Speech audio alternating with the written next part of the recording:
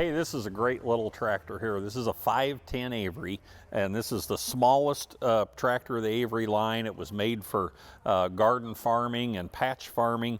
This one actually has a pretty unique history. This tractor was used to pull a shovel or a dirt buggy out of basements whenever they were digging basements. That's how this tractor spent its life. Now, you know, it's got a little bitty 4-cylinder engine in it. They made these in a couple different configurations. You know, this is really an amazing original tractor. You can still see just a little bit of the lettering on the back of the seat. This is original red paint on the inside. I wouldn't do a thing to this tractor. I'd enjoy it just like this. It's had a mechanical restoration. It's had a lot of work done on it. It comes from a great collector up in Minnesota that just decided to get rid of this one and focus on some other things. But he does good work, and like I say, it's had a lot done to it.